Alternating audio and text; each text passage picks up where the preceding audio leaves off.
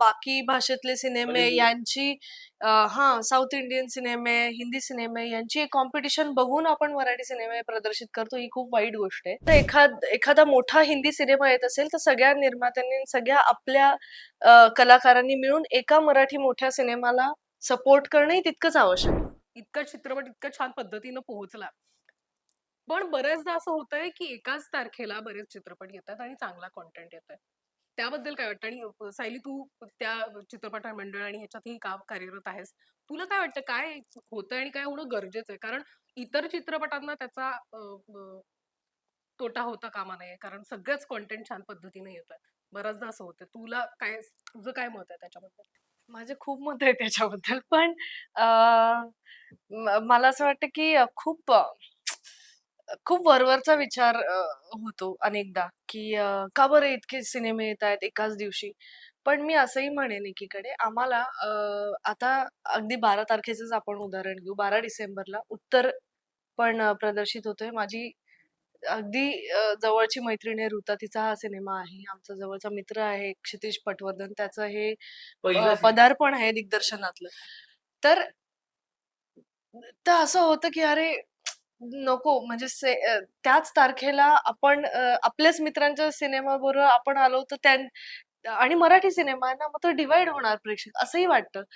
पण दुसरीकडे असंही वाटतं, की निर्मात्यांचा कॉल आहे हा.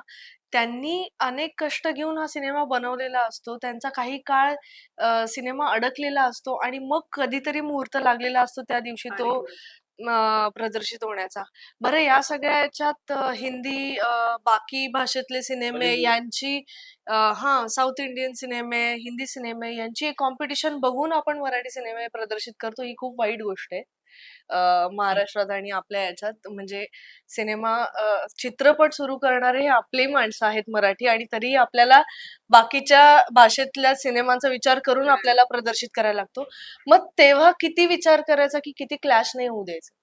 तर हे ह्याच्यावर खूप वेळ बसून, खूप चर्चा करून एक काहीतरी मध्य काढायला लागणार आहे कधीतरी. पण कारण या मी खूप वर्षात हे लहान मोठ्या प्रमाणात जाणवलंय. कारण खूप चांगलं आता थांबायचं नाहीच्या वेळेस ही पण आता पण हे त्यालाही चांगला रिस्पॉन्स तरी मी त्याच मुद्द्यावर येतो की आता थांबायचं नाही वेळेला भवेश जंगलकर सरांनी एक चांगला मुद्दा मांडला होता की आताची ना स्किप इंट्रो वाली जनरेशन आहे. म्हणजे तुम्ही कुठली सिरीज लावली की स्किप इंट्रो तर निघतात आणि त्या मोबाईल मधून बाहेर येऊन तुम्हाला थिएटर पर्यंत आणणं हा सर्वात मोठा कसं असतं. त्यात तुमचाही फार मोठा हातभार आहे की तुम्ही बरोबर. मीडिया वाईज मराठी सिनेमांना प्रमोट करता. पण मला असं वाटतं की आता हा प्रश्नच आता खूप जुना झालाय.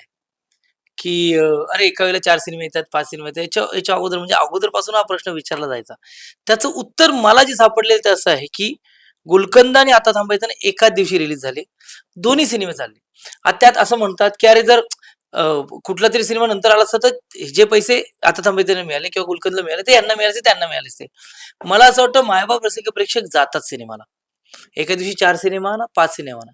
त्यांचा जो चॉईस आहे त्याला ते बघायला जाणार. म्हणजे मी नेहमीच म्हणतो की 100च्या कॅपॅसिटीमध्ये 50 लोकं बसलेत. तर 50 का नाही आले याचा विचारच नको करू. 50 लोकं आलीत ना, हा विचार करूया. कारण प्रत्येक वेळेला तुमच्याबरोबर कुठला तरी सिनेमा रिलीज होणारच होणार आहे. असं नाही की कुठला नाही. म्हणजे तू असला कुठलाही एक शुक्रवार सांगा जिथे एकच सिनेमा नाही असं नाही होत. फक्त एवढं की मराठी सिनेमे खूप उत्तम येतायत.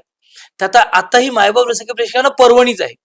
असं नाही म्हणणार ना की तुम्ही चांगला सिनेमा काढा आम्ही जातो. आता खूप वेगळ्या धाटणीचे विषयांचे सिनेमे येतात. ऐतिहासिक येतात, दशावतार येतोय, आता थांबायचं नाही येतोय, यार येरे पैसा येतोय, कैरी येतोय, उत्तर येतोय.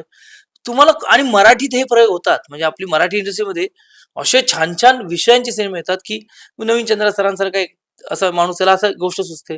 शंकर रोडे सारखे डिरेक्टर मग अशी एक अशा मराठीतल्या अशा मातबर अभिनेत्रीला घेऊन एक अशी फिल्म बनवतो की ही महाराष्ट्रातल्या प्रत्येक मुलीची गोष्ट आहे. कनेक्ट होतो. एक क्षितिज पटवर्धन आपला मित्र एक उत्तर सारखा आई आणि मुलाची गोष्ट आणतो. ह्या आपल्या कनेक्ट आणणाऱ्या गोष्टी आहेत. तर ते सगळे जाणार. जातच नाहीयेत का? तर असंही नाही. लोक जात आहेत. पण हा जो प्रश्न आहे ना, की एका वेळेला 2-4 सिनेमे रिलीज होणार, ते होणार आहे. त्याला तू आज आपण एक पुढच्या सिनेमाला येऊ प्रमोशनला, तेव्हा तू हा प्रश्न विचारशील. पण तेव्हा माझ्याकडे उत्तर नव्हतं खऱ्या अर्थाने. आता कैरीवर उत्तर पण आहे आणि त्याच्यावर उत्तर पण आहे. उत्तमोत्तम कंटेंट म्हणजे तुझ्या चित्रपटाचा तो उल्लेख. तो गुलकंदही चालला आणि आता थांबायचं नाही चालला. म्हणजे असं नाही की नाही चालला.